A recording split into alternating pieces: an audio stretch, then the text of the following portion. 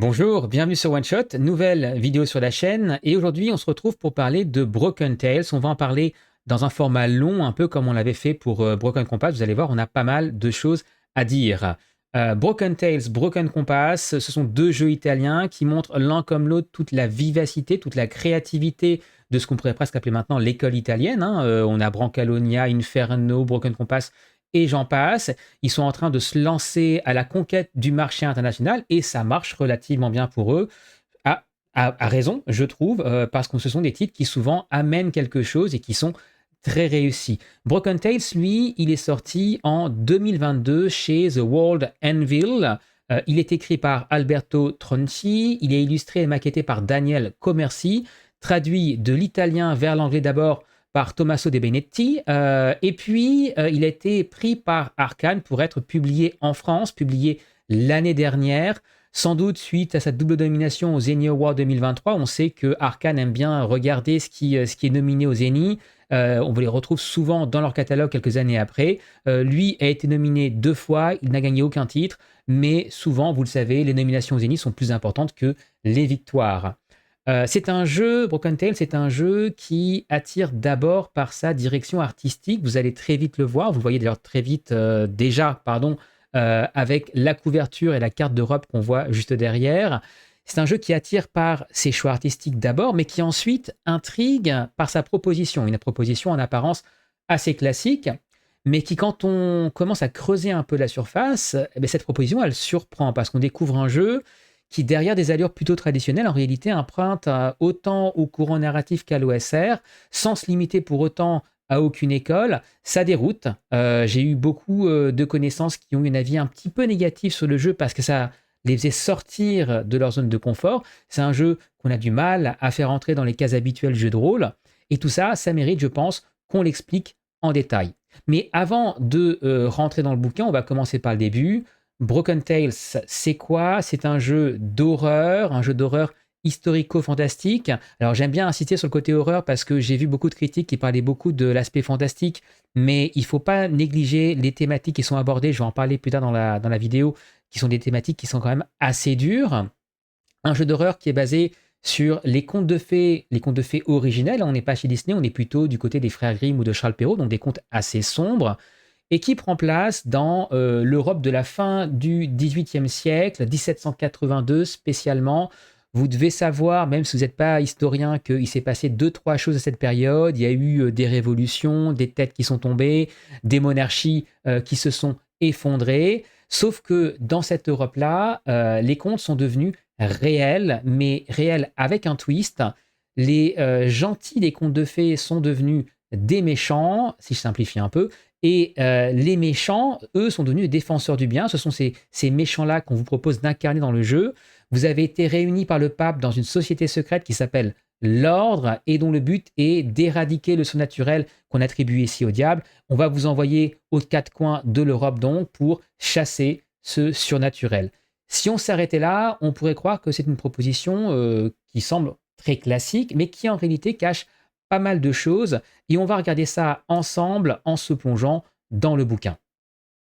Pour l'instant, on a de disponible en français le livre de base et la première extension qui s'appelle Les Brisés, respectivement à 45 et 35 euros en physique.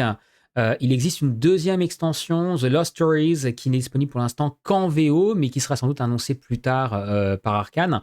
Attention, cependant, les chasseurs, les pré-tirés, sont vendus séparément et c'est important de le souligner parce que vous ne pourrez probablement pas jouer sans ces pré-tirés. J'expliquerai pourquoi tout à l'heure. Pour le livre de base, donc vous le voyez ici, il fait autour de 270 pages dans un format carré, ce qui est un peu étrange. En format numérique, ça pose pas de souci. Dans la bibliothèque, c'est un petit peu plus gênant, mais bon, ça passe. Vous avez le système qui tient sur une trentaine de pages. Vous avez une grosse partie GM avec des conseils, mais surtout beaucoup d'explications pour créer vos PNJ, vos PJ et des scénarios. C'est très bien détaillé, on va en parler tout à l'heure aussi. Un micro-setting de 10 pages seulement pour expliquer ce que c'est que l'Europe de la fin du 18e. Et puis surtout, la deuxième partie du livre. Vous voyez, c'est une dizaine de scénarios qui s'étalent sur près de 120 pages, avec à la fin quelques conseils pour jouer le jeu en mode campagne sur une vingtaine de pages. Honnêtement, c'est pas le fort du jeu, mais on reviendra dessus encore une fois tout à l'heure. Je vous le disais, la première chose qui attire chez Broken Tale, c'est d'abord sa direction artistique. La maquette en elle-même, elle est assez simple, elle fait un peu culture zine, vous voyez, rouge, noir, blanc, et elle va gagner en maturité tout au long du livre. Quand on arrivera au scénario et dans les suppléments, elle sera vraiment extrêmement riche. Elle fait son travail, à savoir aider à trouver l'information facilement. Elle est aidée par un texte qui est très bien structuré, mais surtout, elle est aidée par de superbes illustrations. Alors, des illustrations que je trouve parfois peut-être un petit peu inégales, mais il y en a qui sont vraiment marquantes. Les personnages, notamment, que ce soit les PNJ ou les pré-tirés, sont absolument superbes. D'autres sont peut-être un petit peu moins réussis. Je trouve que c'est parfois un peu difficile à les utiliser en ligne. Mais une chose est certaine, c'est que ces illustrations donnent un cachet unique au jeu et qu'elles collent parfaitement à l'intention horrifique du titre. Pour les textes, j'ai touché un mot quand même dessus, c'est quelque chose auquel moi je suis assez sensible. Dans la partie règles, ils sont assez directs, hein, c'est un petit peu froid même à la lecture. C'est toujours très bien structuré, donc c'est ce que je disais, on trouve facilement l'information. Mais il y a une chose dans laquelle l'auteur excelle, et c'est quelque chose qui est vraiment impressionnant, c'est sa capacité à raconter des histoires, à enflammer l'imagination sur des formats courts. Vous allez le voir dans les scénarios, dans la description des pré-tirés, des PNJ, en un ou deux paragraphes. Il arrive à faire une accroche d'histoire qui va nous aider à imaginer la suite. Et c'est quelque chose qui est vraiment pas facile. Chapeau à Alberto Tronchi sur ce point. Je connais très peu d'auteurs de jeux de rôle qui arrivent à le faire avec autant d'efficacité.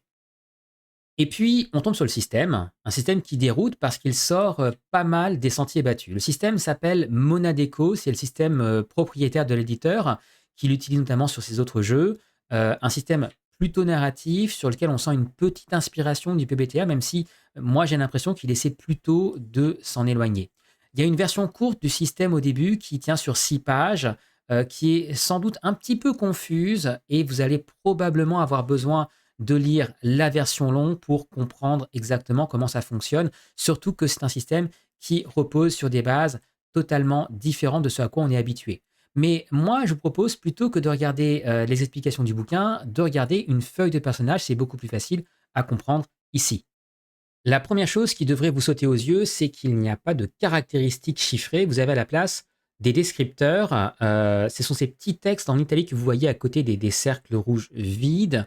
Vous en avez 3. Et donc, ce sont des descriptions narratives de ce qui fait la particularité de votre personnage. Là, ils sont assez courts, 3 lignes, mais c'est pas rare que ces descripteurs fassent 5, 8 lignes.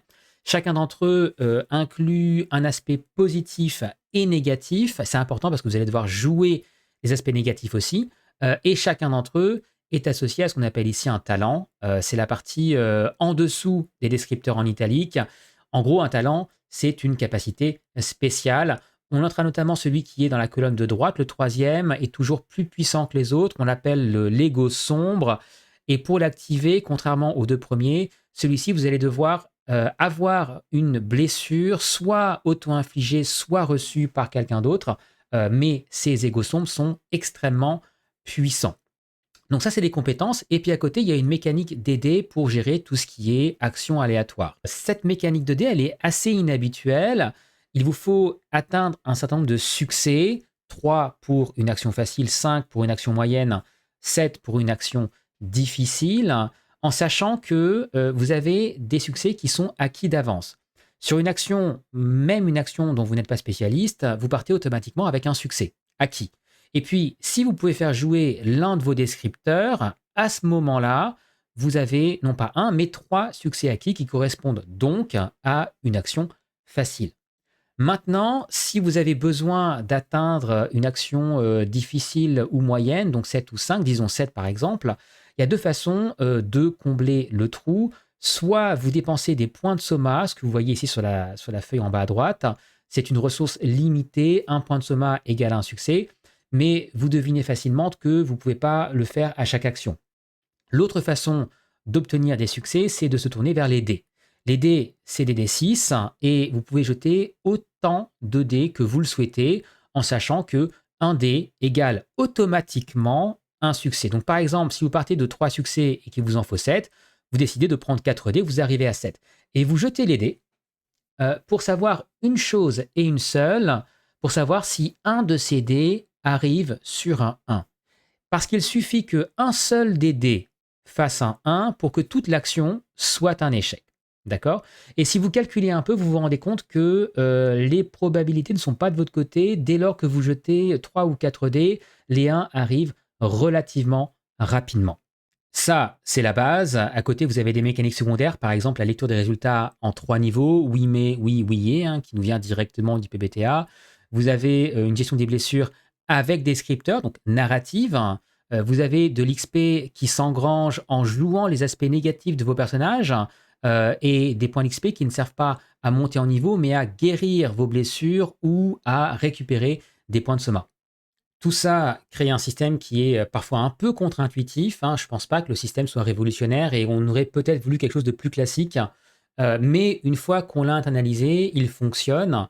Je sais que certains craignent que ce système manque de finesse et là, je ne serais pas d'accord parce que certes, dans les mécaniques de base, c'est assez répétitif, mais la richesse, elle vient non pas des mécaniques de base, elle vient des personnages eux-mêmes. C'est un peu comme en PBTA où on a les playbooks qui viennent apporter de la variété à la table.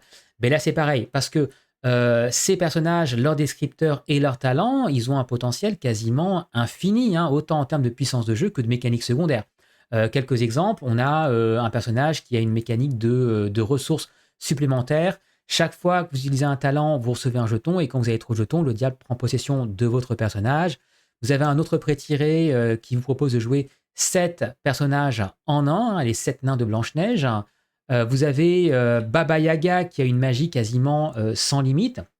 Ça produit un jeu qui est vraiment centré autour des personnages et qui va nécessiter d'une part des joueurs qui soient prêts à appuyer sur l'interprétation de la personnage et d'autre part, c'est un conseil que moi je vous donne, ça va demander au GM de bien choisir les prêts tirés, des prêts tirés qui soient adaptés à l'histoire et au ton que vous voulez donner, des prêts tirés qui n'aient pas de talent qui soit abusé par rapport à ce que les joueurs vont faire. Vous avez, je crois, en tout et pour tout, près d'une quarantaine de prêts tirés si vous mélangez le livre de base et les suppléments. Donc, vous avez de quoi faire votre petit marché. Et d'ailleurs, en parlant de prêts tirés, je vais mentionner une autre critique que j'ai lue, c'était sur le fixe cette fois-ci, qui se plaignait du processus de création de personnages, qui effectivement est très différent de ce à quoi vous êtes habitué. Il n'y a pas de 3D6. C'est uniquement narratif. Le processus est extrêmement détaillé, mais on vous explique avant tout comment prendre une inspiration dans un conte de fées, comment le briser, comment créer des descripteurs et des talents. Et donc, vous avez forcément une grande liberté dans la création de talents. C'est pas facile.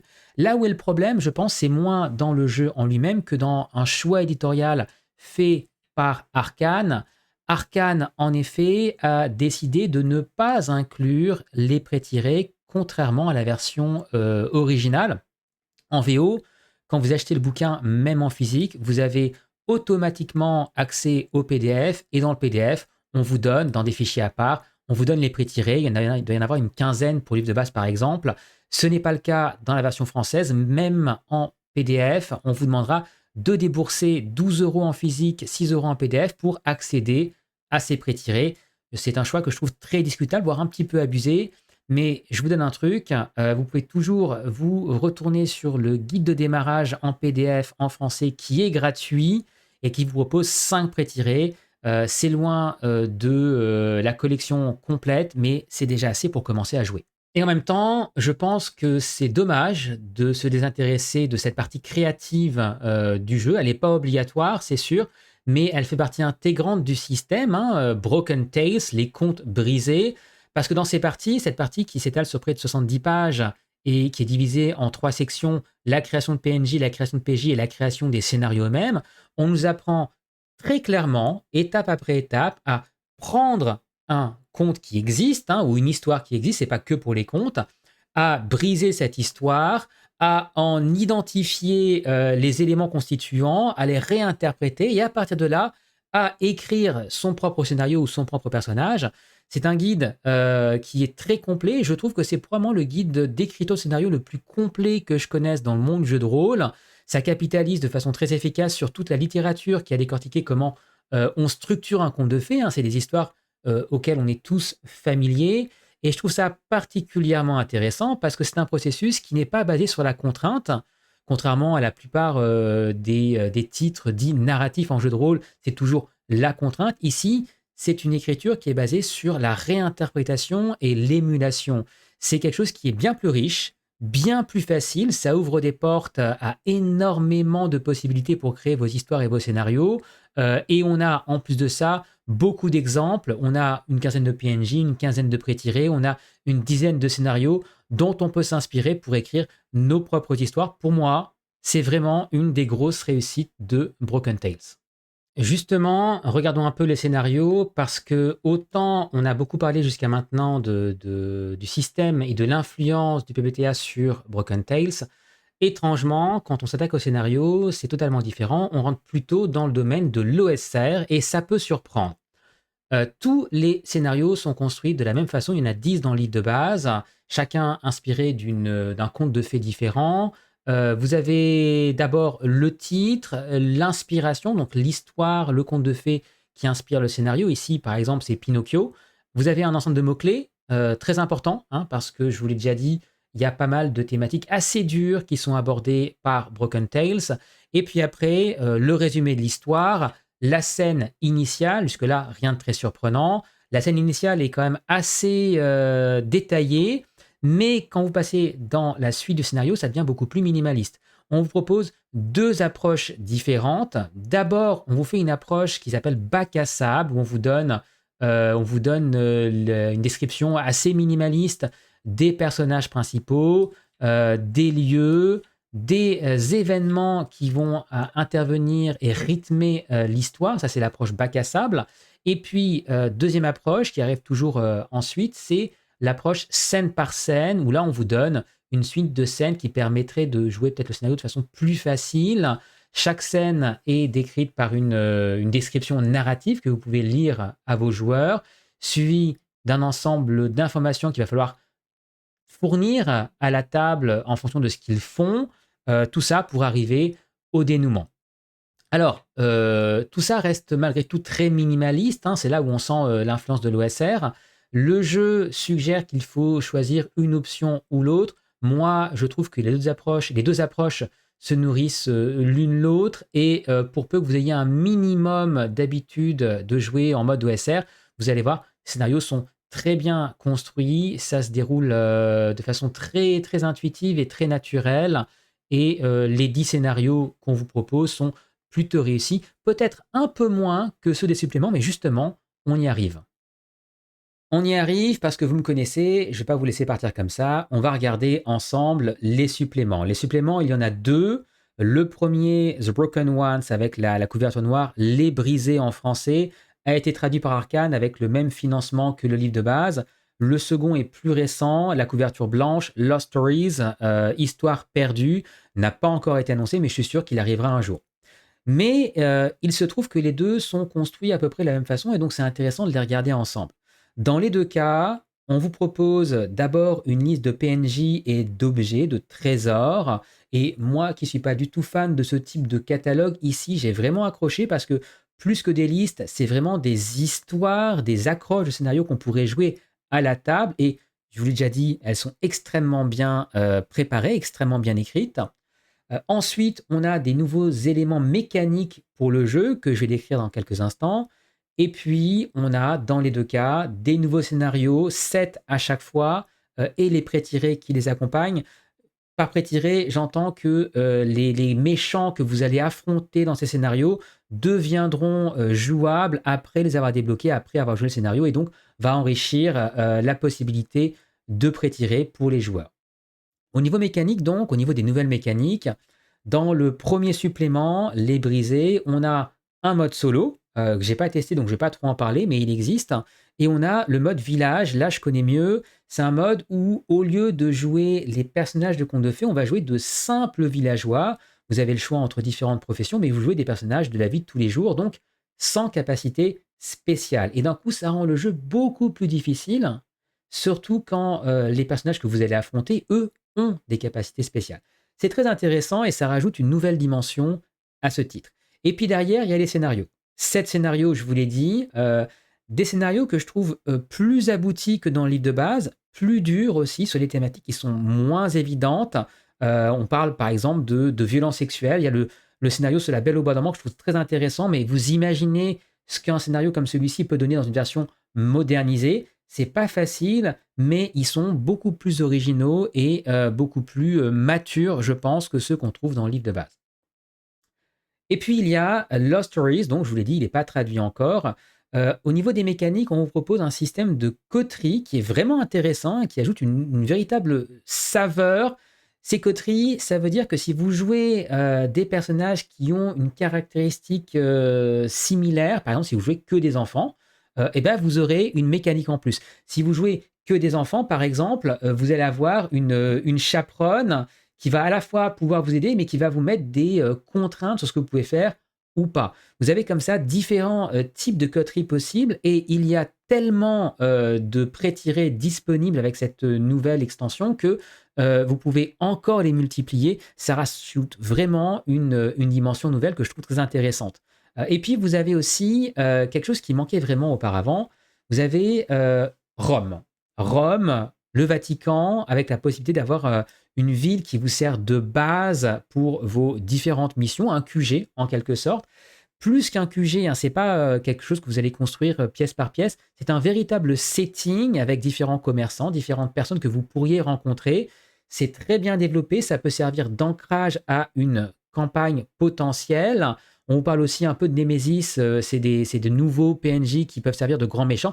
Tout ça, en fait, ça permet de développer l'aspect campagne du jeu qui jusque-là était un petit peu limité parce que justement, si je touche un mot sur la campagne, moi je trouve que il y avait une explication qui était donnée dans le livre de base. Hein. On vous proposait de vous expliquer comment vous pourriez jouer en campagne. Je trouvais ça assez difficile parce que pour la jouer en campagne, il fallait que vos joueurs, plutôt que les personnages joueurs, aient pris conscience qu'ils sont des personnages de contes de fées. Et c'est pas évident de jouer cette mise en abîme. Moi, je vois pas du tout comment je l'amènerais, en tout cas, tel que les scénarios sont construits. Alors que si on la joue au contraire avec cette nouvelle approche à partir d'un QG à Rome, en fait, on peut changer de personnage, on peut faire une campagne en mode West Marches et je pense que ça fonctionnera beaucoup mieux. C'est vraiment ce qu'apporte ce supplément, ça apporte une approche en mode campagne qui, je pense, cette fois-ci, pourra fonctionner. Allez, on va feuilleter un peu Lost Stories pendant que je fais le point sur tout ce que j'ai dit. Donc, beaucoup d'éléments positifs sur ce Broken Tales, une superbe direction graphique qui colle très bien avec le thème, un système qui s'articule beaucoup autour de la créativité des joueurs et pour peu que vous ayez une table créative, ça a énormément de potentiel, des scénarios nombreux et bien structurés. J'ai pas insisté dessus, mais un setting mi-fantasy, mi-horrifique, mi-historique. Bon, ça fait trois moitiés, mais vous m'aurez compris. Qui permet de jouer aux quatre coins de l'Europe. C'est quand même assez rare pour être noté. Des consignes d'écriture intelligentes pour créer ses propres scénarios, ses propres personnages, dans une approche qui est relativement novatrice. Après, bien sûr, le jeu n'est pas parfait, il a ses défauts. On regrettera par exemple les choix éditoriaux d'Arkane de ne pas fournir les pré-tirés avec au moins les fichiers numériques. On regrettera aussi sans doute l'absence de développement sur la sécurité émotionnelle. On sait les sujets vraiment sensibles qui sont abordés par le titre, hein, maltraitance enfantine, gaslighting, violence sexuelle, cannibalisme. Ce sont des sujets qui ont quand même une dimension très contemporaine et on aurait aimé un petit peu plus que ce qu'on nous propose. Alors, c'est pas un jeu fait pour les âmes sensibles, mais quand même. Et puis peut-être on notera aussi que l'éditeur italien pardon, The Word Anvil, c'est quand même une entreprise qui reste assez frileuse. On sent que c'est pas des entrepreneurs, ils ont du mal à communiquer, mais malgré l'énorme potentiel de leur titre, ils refusent d'investir dans le jeu en ligne, par exemple, et il n'est pas garanti que la gamme continue sur la longueur. Mais bon, on a déjà 24 scénarios, on a presque une quarantaine de pré-tirés, c'est beaucoup de choses à jouer. c'est assez pour s'amuser pendant des dizaines et des dizaines d'heures. Et pourtant, je trouve que Broken Tales, malgré toutes ses qualités, est un jeu qui a du mal à trouver son public, parce que comme je le disais au début, c'est un titre qu'on a du mal à identifier, qui rentre difficilement dans les cases et ça peut être un bon comme un mauvais point. Ça peut provoquer des incompréhensions, voire des réactions négatives, j'en ai vu, tout comme ça peut séduire différentes audiences, à condition d'être prêt à élargir ses horizons. Et dans un hobby où on est quand même de plus en plus retranché sur sa communauté et ses habitudes de jeu, c'est pas une chose qui est garantie. Le plus évident, déjà, c'est que ce jeu est à cheval entre la communauté PBTA et l'OSR. Pour parler d'expérience, moi j'ai des amis plutôt OSR qui m'ont dit qu'ils comprenaient rien du tout à la création de personnages de Broken Tales, tout comme j'ai des amis narrativistes qui m'ont dit au contraire que eux, c'était plutôt la façon dont les scénarios étaient construits qui ne leur parlait pas du tout. Mais pour peu qu'on soit prêt à faire des efforts, c'est un jeu qui peut ouvrir des horizons. De la même façon, je pense que c'est un jeu qui a le potentiel d'intéresser à la fois des gens qui apprécient les scénarios du commerce, il y en a 24, c'est quand même beaucoup, tout comme, et c'est moins évident peut-être de premier abord, des gens qui aiment écrire leur propre scénario. C'est un truc sur lequel j'aimerais vraiment insister. Les consignes d'écriture qu'on a dans ce livre-là, dans le livre de base au moins, sont extrêmement riches et sont totalement différents de ce qu'on nous propose d'habitude dans les jeux narrativistes. Donnez-lui une chance, vous auriez tort de ne pas le faire. Et puis, enfin, ça peut intéresser autant les gens qui cherchent un titre plutôt fantasy, plutôt léger, que des histoires plutôt horrifiques et plus dures parce que, en vérité, la plupart des histoires ont différents niveaux de lecture. Vous pouvez le jouer d'une façon ou de l'autre, avec un ton plus léger ou plus dur. Ça dépendra vraiment du maître de jeu et de la table. Et moi, de mon expérience, je trouve qu'il y a quand même assez peu de titres qui ont comme ça différents niveaux de lecture et à chaque fois suffisamment riches pour qu'on y prenne plaisir. Voilà, vous avez compris que j'ai beaucoup apprécié ce jeu. Je vais y rejouer. Je vais sans doute tester le mode campagne. Je la proposerai probablement en mode Westmore Cheese sur le Discord One Shot. Si ça vous intéresse, n'hésitez pas à venir vous inscrire et nous rejoindre. Pour le reste, vous connaissez la musique, hein, les pouces bleus, les abonnements, tout ça. Les commentaires aussi, n'hésitez pas. On vous répondra soit sur le Discord, soit sous la vidéo. Moi, je vais m'arrêter là et je vous dis à très bientôt pour une prochaine vidéo.